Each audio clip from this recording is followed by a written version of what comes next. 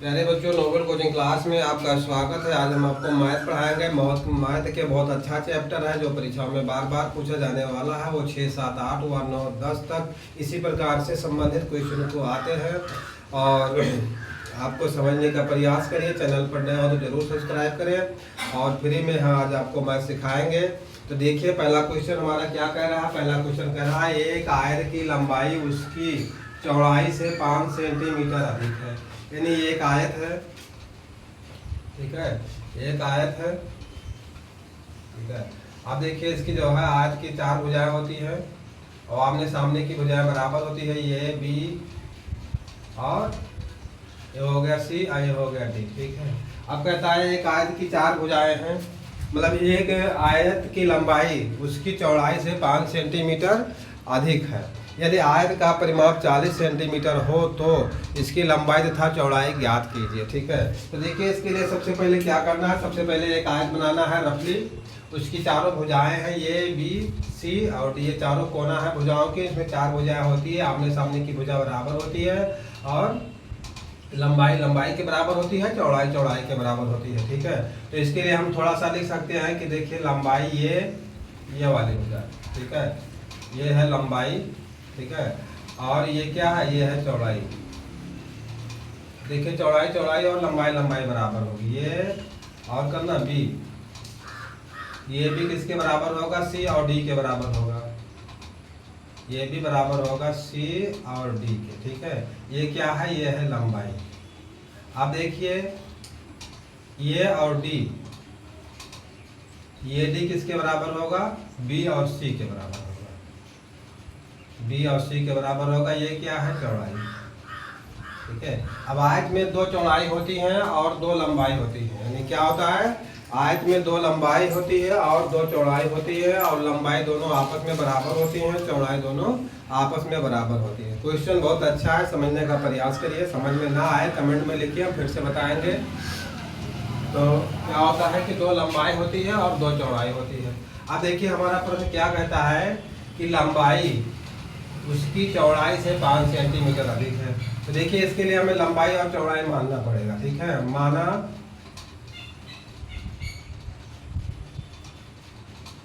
आयत की लंबाई, लंबाई बराबर क्या है, x और चौड़ाई कितना है, y, ठीक है। आयत की लंबाई और चौड़ाई हो गया, ठीक है। अब देखिए क्या कहा, आयत का परिमाप, वो भी इसको भी लिख लीजिए। आयत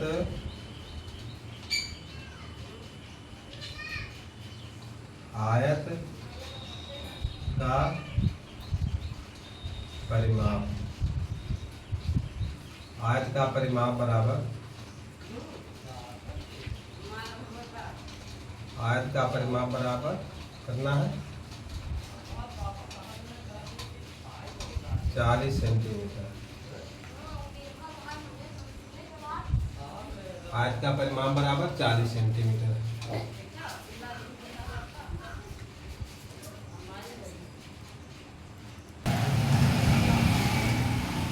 देखिए, माना आयत की लंबाई कितना है, x, तो चौड़ाई क्या हो जाएगी, ठीक है।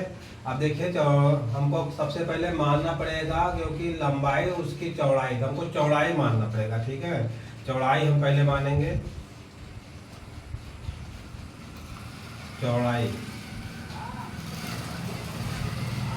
चौड़ाई x है, ठीक है। तो लंबाई कितना हो जाएगा, देखिए, जैसे कि लंबाई ज़्यादा है और चौड़ाई कम है, और ये कह रहा है कि लंबाई उसकी चौड़ाई से 5 सेंटीमीटर अधिक है, ठीक है।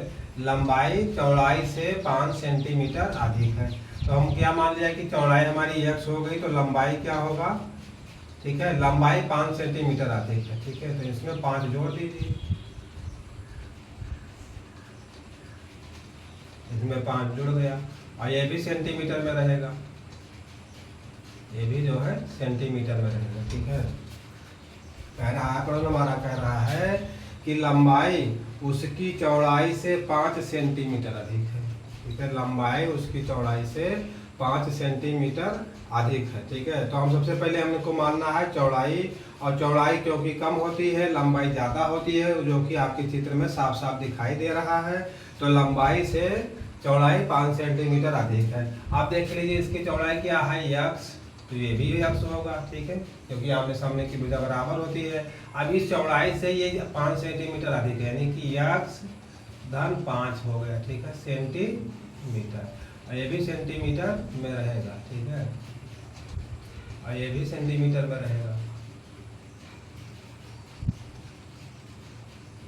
ठीक है, और ये भी कितना होगा, यक्स धन 5 सेंटीमीटर रहेगा, ठीक है। आप देखिए कि अगर आयत का परिमाप कितना है, आयत का परिमाप 40 सेंटीमीटर है, तो देखिए आयत का परिमाप से निकालने का सूत्र क्या होता है, यहाँ से आयत का परिमाप बराबर क्या होता है,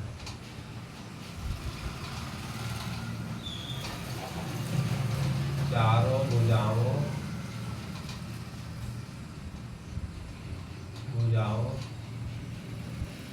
का योग, चारों भुजाओं का योग होता है, ठीक है।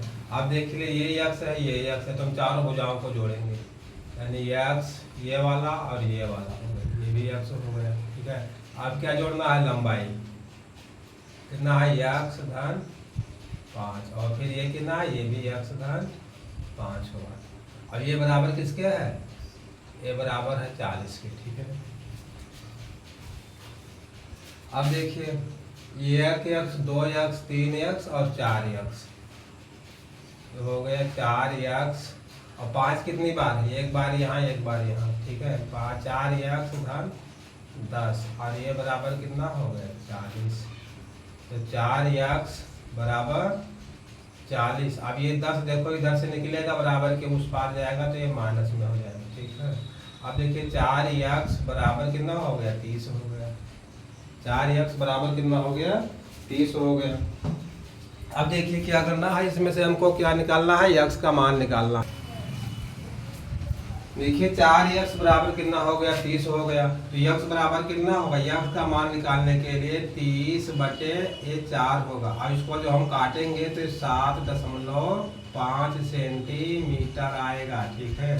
तो चौड़ाई हमारी कितनी हो गई, 7.5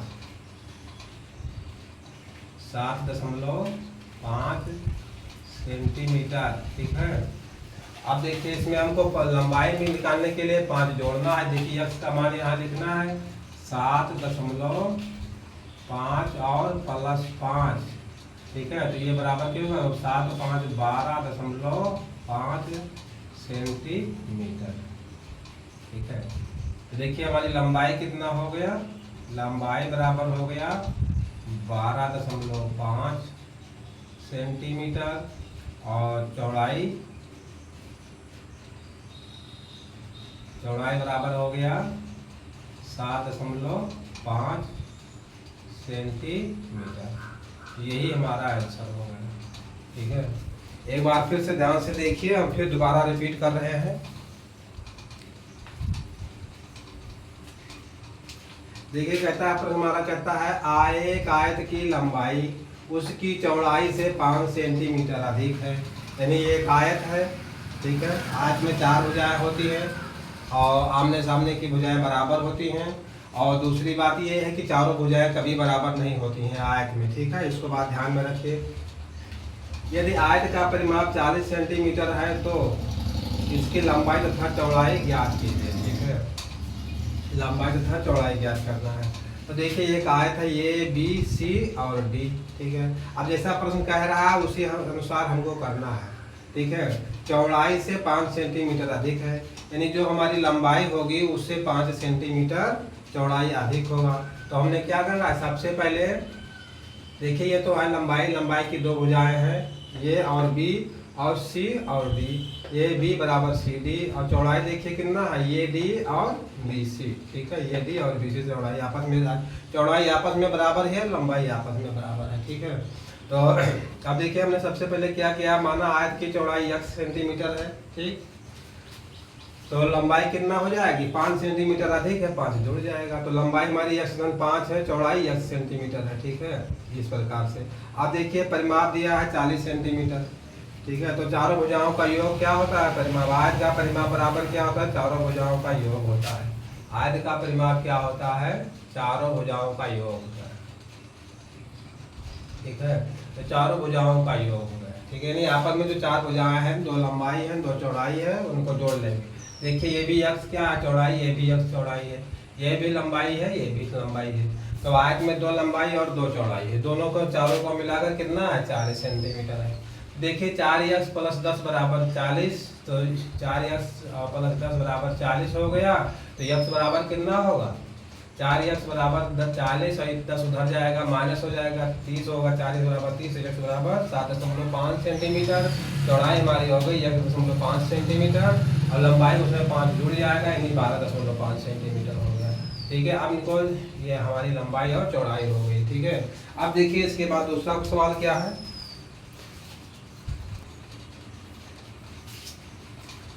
देखिए अगला क्वेश्चन कह रहा है 3 बाल्टी और 1 मग का मूल 1000 रुपया है, ठीक है।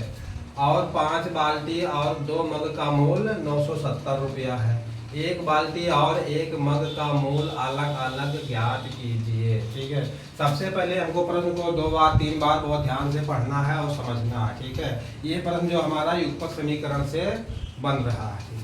3 बाल्टी और 5 मग का मूल रुपया 1000 है और 5 बाल्टी और 2 मग का मूल 970 रुपया है, ठीक है। आप देखिए यहाँ 3 बाल्टी था और यहाँ 5 बाल्टी हो गया, यहाँ 5 मग था और यहाँ 2 मग हो गया, ठीक है। बाल्टी घट रही है तो मग बढ़ रहा है और मग घट रहा है तो बाल्टी बढ़ रही है, ठीक है। तो 1 बाल्टी और 1 मग का मूल अलग अलग, मग का अलग अलग मूल ज्ञात कीजिए, ठीक है। हमको 1 बाल्टी और 1 मग का मूल अलग अलग ज्ञात करना है, ठीक है। तो इसके लिए देखिए सबसे पहले हमको क्या करना है, माना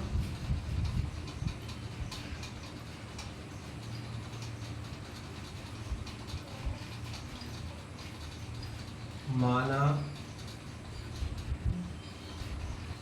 1 बाल्टी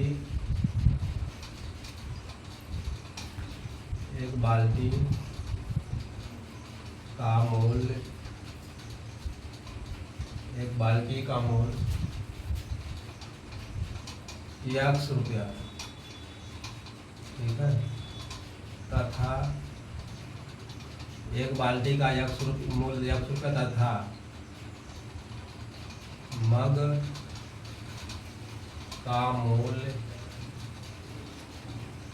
का मूल्य y रुपया है, ठीक है। 1 बाल्टी का मूल x रुपया तथा मग का मूल y रुपया, ठीक है।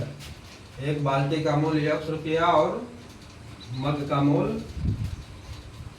y रुपया है, ठीक है। अभी कह रहा है 3 बाल्टी, ठीक है, 3 बाल्टी और 5 मग, ये मिलाकर कितने का है, 1000 का, ठीक है। देखिए बाल्टी का मूल कितना है, x है, तो कितनी बाल्टी हैं, 3 बाल्टी है ना, तो 3x होगा, 3x और प्लस मग का मूल कितना है, y रुपया। तो यहाँ कितने मग है, 5 मग है, तो ये 5y, ये बराबर कितने का है, 1000 का। ये समीकरण हमारा बन गया है, ठीक है। समीकरण हमारा क्या बन गया, ये बन गया। 3 बाल्टी और 5 मग का मूल, यानी 3 बाल्टी और 5 मग का मूल 1000 रुपया। तो हम क्या है, माना 1 बाल्टी का मूल x रुपया है, 1 बाल्टी का मूल x है, तो 3 बाल्टी का कितना होगा, 3x होगा। और इसको मिलाकर 5 मग का मूल, तो 1 मग का मूल कितना है, y रुपया, तो 5 मग यानी 5y बराबर ये 1000 है, ठीक है। इस प्रकार से हमारा एक समीकरण ये बन गया, पहला समीकरण, ठीक। देखिए ये युगपत समीकरण इसी प्रकार से बनेंगे और फिर उनको हम x y का मान निकालेंगे, तो हमको बाल्टी और मग का मूल अलग अलग मिल जाएगा। अब फिर दूसरी लाइन में क्या कह रहा है, 5 बाल्टी, यानी कि 5 बाल्टी ठीक है। और कितना है, 5 बाल्टी और 2 मग 2 मग ये कितने का है, 970 का है, 970 का है, ठीक है। 5 बाल्टी और 2 मग मिलाकर कितने के है, 970 रुपये के है। तो देखिए बाल्टी का मूल्य कितना है, यक्स, तो ये हो जाएगा क्या, 5 यक्स और प्लस 2 मग। 2 मग का मूल्य कितना है, 1 मग का मूल्य कितना है, वाई रुपया है, तो 2 मग का क्या हो जाएगा, 2 वाई हो जाएगा। आई बराबर कितने के है, 970 के है, ठीक है। तो ये क्या हमारा समीकरण बना है, 5 यक्स प्लस 2 वाई और बराबर कितना है, 970 है। ये समीकरण हमारा सेकंड बन गया। बस सब कुछ करना नहीं है, इन्हीं समीकरणों को हल करना है और इन्हीं समीकरण को हल करके हमें ये एक्स वाई का मान ज्ञात करना है। वही हमारा एक बाल्टी, अगर एक्स का मान निकलेगा तो एक बाल्टी का मूल्य निकलेगा, वाई का मान निकलेगा तो एक मग का मूल्य निकलेगा, ठीक है। अगर एक बाल्टी का मूल्य निकलेगा तो, अगर एक्स का मूल्य निकलेगा तो एक बाल्टी हो गया, और अगर वाई का मान निकलेगा तो हमारा मग हो जाएगा।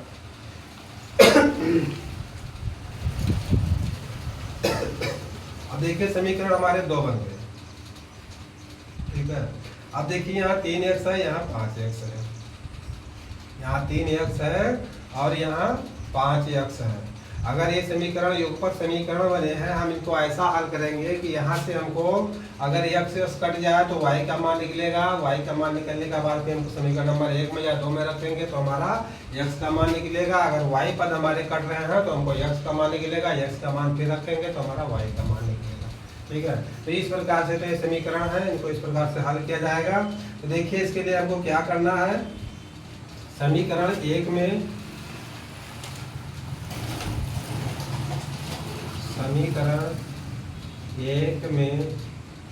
ठीक है, समीकरण 1 अगर 5 से इसमें गुणा करें और 3 से इसमें गुणा करें तो ये एक्स के पद हमारे बराबर हो जाएंगे। समीकरण 1 में 5 से गुणा, 5 से गुणा और समीकरण 2 में 3 से गुणा।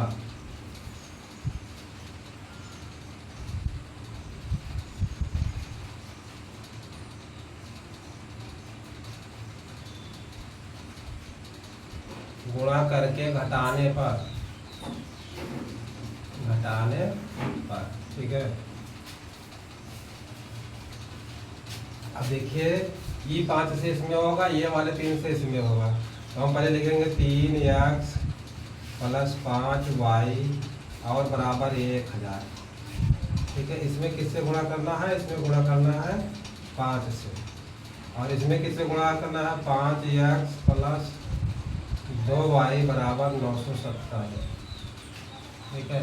अब इसमें किससे गुणा करना है, इसमें हमें गुणा करना है 3 से, ठीक।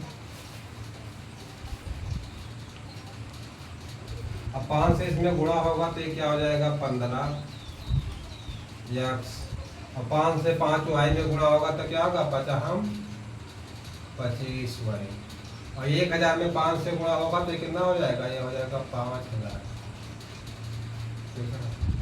अब देखिए 3 से 15, 5 एक्स में गुणा होगा तो 3 से इसमें गुणा होगा तो 3 5 कितना हो जाएगा,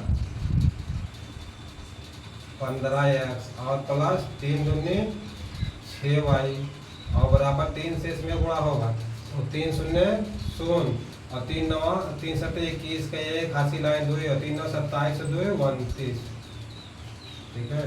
3 शून्य 0 3 7 21 का 1 3 शून्य 0 3 7 21 का 1 3 9 27 और 2 29 होगा, ठीक है। आप देखिए घटाना है हमको, इन्हीं को घटाने पे चिन्ह बदल जाएंगे, ठीक है। घटाने पे ये चिन्ह बदल जाएंगे। अब देखिए यहाँ 15 एक्स प्लस में, 15 एक्स माइनस में, ये कर गया। अब देखिए 6 वाई ये प्लस माइनस में है 6 वाई, और यहाँ कितना है 25 है, ठीक है। तो 25 में से 6 निकलेगा तो कितना बचेगा 19 वाई, ठीक है।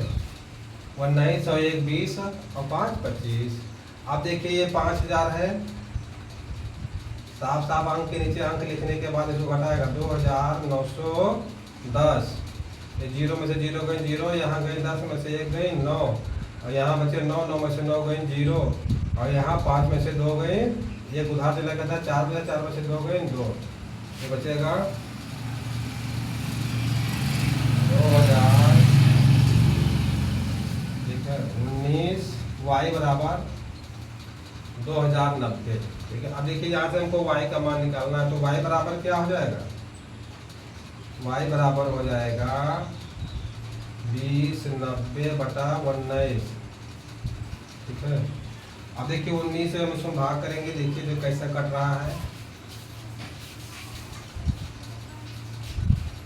19 से कम 19, ठीक है, बचा 1, फिर 1 यहाँ 19 से कम 19, ये भी कट गया। ठीक है, 1 0 बचा ये वाला, 1 0 हम यहाँ रखेंगे। ठीक है, तो y बराबर कितना हमारा आया, y बराबर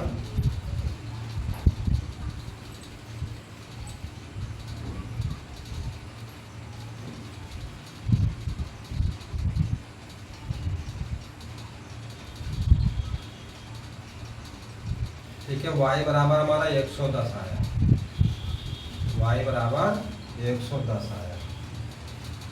यहाँ आपका मिटा दिए, यहाँ पे 19 y बराबर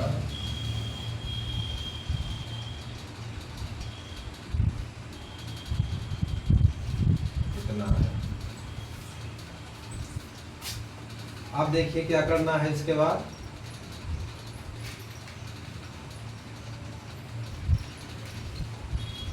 आप देखिए क्या करना है, y का मान तो निकल आया, y का मान समीकरण 1 में रखने पर, ठीक है, y का मान समीकरण 1 में रखने पर, ठीक है। अब देखिए क्या है, 3x प्लस 5y और बराबर कितना है, 1000 है। ठीक है, अब देखिए y बराबर 110 है, तो 3x प्लस 5 गुणे 110, ठीक है, और ये बराबर है 1000। 3x बराबर 1000, और ये उधर जाएगा माइनस में हो जाएगा, तो कितना, 5 0 0, 5 1 कम 5 और 5 1 कम 5, यानी 550। ठीक है, 110 में 5 से गुणा करें, 5 0 0, 5 1 कम 5, 5 1 कम 5, ठीक है, इतना हो गया। तो 3x बराबर ये कितना हो जाएगा,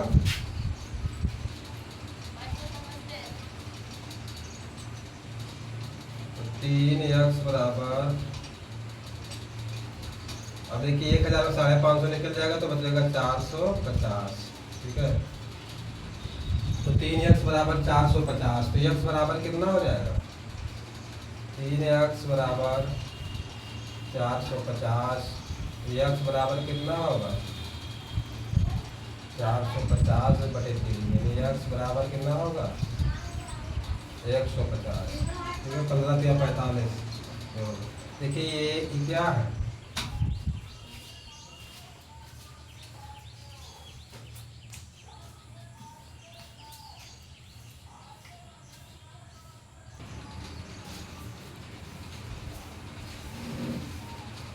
देखिए x बराबर 150 है, तो x किसका मान है, ये माना एक बाल्टी का मोल, एक बाल्टी का मोल,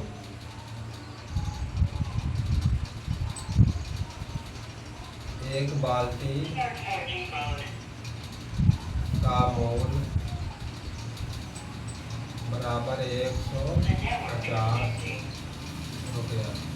ठीक है, अब ये देखिए ये y किसका मान है, y मान किसका है, मग का है। ठीक है, तो एक मग का मोल, एक मग का मोल बराबर 110 रुपया। एक मोल का बराबर 110 रुपये। तो यही हो गया आंसर। एक बाल्टी का मूल कितना है 150 रुपया और एक मग का मूल 110 रुपया है। ठीक है, तो एक बार फिर देख लीजिए। प्रश्न हमारा था 3 बाल्टी और 5 मग का मूल 1000 और 5 बाल्टी और 2 मग का मूल 970 रुपया। तो एक बाल्टी और एक मग का मूल ज्ञात करना है। तो माना एक बाल्टी का मूल 100 रुपया तथा मग का मूल y रुपया है। ठीक है, तो एक बाल्टी और एक बाल्टी का मूल x और y का मग का मूल y रुपया है। तो देखिए क्या था 3 बाल्टी तो 3x और 5 मग 5y बराबर 1000। ठीक है, समीकरण 1 बन गया। समीकरण 2 देखिए क्या 5 बाल्टी यानी 5x, बाल्टी का मूल कितना है x है, तो 5 बाल्टी 5x और 2 मग का मूल कितना है y रुपया है, तो 2y बराबर 70 का हो गया। अब देखिए हमको x के पद काटने के लिए 5 से इसमें और 3 से इसमें गुणा किया गया। ठीक है, यानी समीकरण 1 में 5 से गुणा और समीकरण 3 में, और देखिए यहाँ समीकरण 3 है, या समीकरण सेकंड होना चाहिए, समीकरण सेकंड। ठीक है, सेकंड में 3 से गुणा। ठीक है, समीकरण सेकंड में 3 से गुणा ये है। ठीक है, आप देखिए 5 इसमें गुणा क्या 5 पे 15 है और 50 25 भाई 1000 में 5 से गुणा हुआ 5000 हो गया। 3 50 आप देखिए समीकरण सेकंड में 3 से गुणा 3 5 15x और 3 दूनी 6y और इसमें 970 में गुणा होगा तो 2910 आएगा 3 से गुणा करने पर। ठीक है, देखिए यहाँ पे x के पद हमारे कर रहे हैं। ठीक है, ये x करके प्लस माइनस में घटाने पर ये 20 का घटाना है, इसमें जो है नीचे का चिन्ह बदल जाता है। ठीक है, अब इसको 5000 में से 2910 घटा दिया 2090 बचा, तो 19y बराबर 2090, y बराबर हमारा मान 110 हो गया। यानी y किसका मान है मग का मान है। ठीक है, एक मग का मान 110 रुपया। अब देखिए y का मान समीकरण 1 में रखने पर हमको क्या मिला है x का मान 150 रुपया, यानी बाल्टी का मूल 150 रुपया है। लेकिन ये जान लीजिए कि आपकी बाल्टी सस्ती है लेकिन मग महंगा है। मग सस्ता मिलता है उसका 110 रुपया है, महंगा लग रहा है, लेकिन बाल्टी महंगी है तो वो सस्ती है। ठीक है, देखिए अब इसके बाद अगला क्वेश्चन। देखिए अगला क्वेश्चन बहुत अच्छा क्वेश्चन है, ये हाई स्कूल के स्तर का है, करणी से संबंधित है, रूट से संबंधित है। देखिए 3 प्लस रूट 3 ब्रैकेट में बंद है, फिर इंटू रूट 2 प्लस रूट 2। ठीक है, इसको सरल करना है, जिसके लिए सबसे पहले हमको क्या करना पड़ेगा a प्लस बी के होल स्क्वायर से इसको हल करेंगे। a प्लस नहीं गुणा से करेंगे, a प्लस बी नहीं लगेगा। ठीक है, इसमें गुणा करना पड़ेगा हमको, ये सूत्र नहीं लगेगा।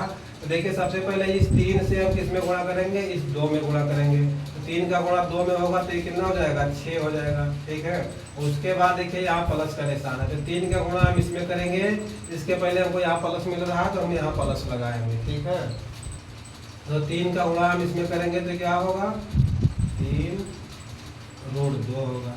ठीक, अब देखिए हमारा जो है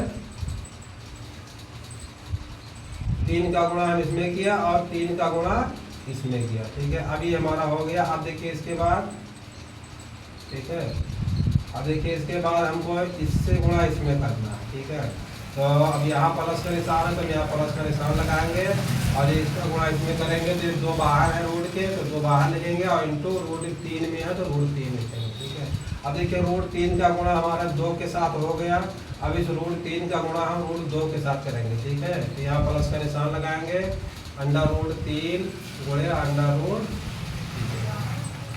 इस प्रकार से होगा। तो देखिए अब क्या करना है, ये तो 6 है अपने स्थान पर रहेगा, और देखिए 3 रूट 2 है और यहाँ 2 रूट 3 है, उल्टा है सिस्टम पूरा। ठीक है, 3 रूट 2 और यहाँ 2 रूट 3 है, तो ये अपने अपने स्थान पर ज्यों का त्यों रहेगा। ठीक है, प्लस 3 अंडर रूट 2। ठीक है, और प्लस 2 अंडर रूट 3। अभी देखिए रूट के अंदर की दोनों संख्या है तो यहाँ प्लस का निशान लगेगा और ये अंडर रूट 6 हो जाएगा। ठीक, 3 का गुणा हमने इसमें किया तो 6 हो गया, 3 का गुणा इसमें किया तो क्या हो गया 3 रूट 2। आप देखिए रूट 3 का गुणा होगा इसमें तो दो रूट 3 होगा और ये गुना हो जाएगा। तो देखिए यही हमारा ये आंसर हो जाएगा, ठीक है, यही हमारा ये आंसर होगा। 3 का गुणा हम इसमें किया तो 6 हो गया, 3 का गुणा इसमें किया तो 3 रूट 2 हो गया, और रूट 3 से करेंगे गुणा तो रूट 3 से 2 में किया तो 2 बाहर हो जाएगा, रूट नहीं है, और 3 का रूट ये हो गया, और फिर यहाँ रूट 3 इंटू रूट 2 ये हो गया, और रूट 3 इंटू रूट 2 का गुणा 6 हो जाएगा, ये 2 रूट 3 होगा, ये 3 रूट 2 होगा, इसमें कोई परिवर्तन नहीं हो पाएगा, तो यही हमारा क्या होगा आंसर होगा, ठीक।